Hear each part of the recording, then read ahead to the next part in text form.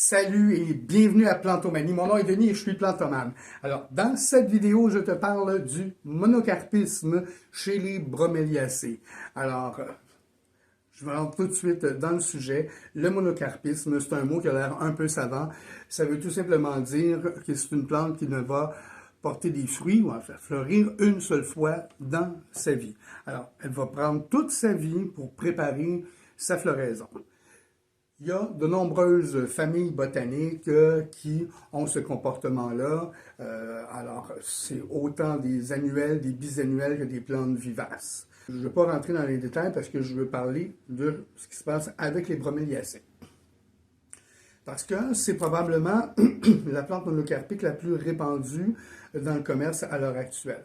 Alors, tu en trouves un peu partout. On rencontre surtout les grands Acmea fasciata, appelés vases d'argent, les Guzmania, des Bilbergia, des Cryptanthus. On trouve aussi des Tillandsia. Okay, ce sont toutes des broméliacées. L'ananas est une broméliacée. Donc, ce qui se passe quand on te vend cette plante-là, il faut que tu comprennes que donc c'est un plan mature qui est rendu au point où il a produit une inflorescence. On pense que c'est la fleur, mais en fait, c'est pas la fleur. C'est l'inflorescence. Ce sont des bractées très, très, très colorées. Les fleurs, en fait, des broméliacées sont des fleurs un peu insignifiantes avec quelques pétales. C'est blanc, ça peut être rose, il y en a des rouges. Encore. Bon, bref. OK? Ce qui se passe, c'est qu'une fois que la plante, elle a fleuri comme ça, après ça, elle va donc mourir à petit feu, on s'entend, ça ne va pas arriver du jour au lendemain, puis ça va lui prendre un peu plusieurs mois. OK? Ce qu'elle va faire, c'est qu'elle va donner donc des rejets, elle va faire des rejets. Fait que je prends l'exemple de mon Cryptanthus Hélène ici. C'est une plante absolument magnifique. OK? Là, ce qu'on voit en ce moment, ce qui se passe, c'est qu'on voit les deux rejets. On en voit un ici. Puis on en voit un deuxième là, qui sont en train de vraiment presque manger le plan mère d'origine qui est ici. On voit les feuilles qui sèchent. Alors, ce qui est en train de se passer, c'est donc ce plan-là, OK, est en train de donner toute son énergie pour faire vivre les deux rejets. Moi, pour l'instant, je les laisse comme ça. Je vais le laisser aller, puis éventuellement, je vais séparer les deux rejets, puis je les mettrai chacun dans un pot séparé. C'est une chose que tu peux faire.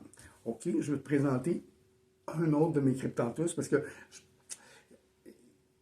les grosses broméliacées qu'on vend, là, Acmea fasciata, Guzmania, Bilbergia, je trouve ça un peu trop gros, et puis j'ai pas beaucoup de place, fait que je prends les petites. C'est pour ça que j'aime beaucoup les Cryptanthus, puis en plus de ça, très, très, très joli.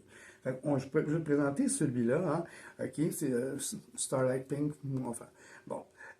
Ce petit Cryptanthus-là, ça fait des années que je l'ai. En fait, c'est rendu à la 3e génération. Au départ, c'est un petit Cryptanthus que j'ai acheté puis que j'ai mis dans un terrarium. Il a grossi quand c'est devenu trop gros. Je l'ai sorti et puis je l'ai mis dans un pot. Il a fini par fleurir.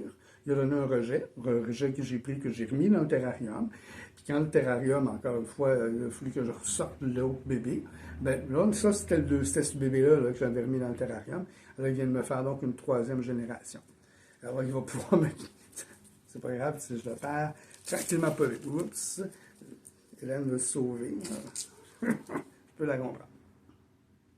Alors, chez les Tillandsia, c'est aussi très intéressant d'avoir, on ne voit pas souvent les floraisons de Tillandsia. OK? Ça, à l'origine, cette espèce de grosse touffe-là, c'était juste 3 branches, OK? Mais qui étaient sur le point de fleurir quand je les ai achetés. C'est un airanthos. Et là, quand il a fleuri, ben là, il a commencé après ça à se diviser. Moi, j'ai fini par le séparer. On voit ici... c'est ça, c'est que c'est extraordinaire parce que ça les multiplie, puis on peut les garder au fil des ans. Et puis, il y a par exemple un autre Tillandsia ici, hein, un petit bulbosa, celui-là. Ben, tu vois, je ne l'ai pas séparé. J'ai laissé le bébé dessus. Et puis, ben, je les laisse vivre leur vie. Ça fait plusieurs années que j'ai ça. Alors, en gros, fais-toi-en peur si ta belle broméliacée que tu as achetée, elle commence à avoir un petit peu la mine basse et puis que son inflorescence perd de ses couleurs, c'est normal. OK? Il ne faut pas te paniquer. OK? Continue à lui donner les mêmes soins qu'avant. Et puis, laisse-la se développer, tu vas voir les bébés. Si éventuellement tu peux les séparer, comme moi j'ai fait, tu peux les séparer ou tu peux les laisser ensemble jusqu'à ce que la mort les sépare, en quelque sorte. Ben voilà, c'est ce que j'avais à te dire à propos du monocarpisme chez les broméliacées. Et puis, ben, je te pense de passer une belle journée, puis je te dis la chose suivante. Bonne culture.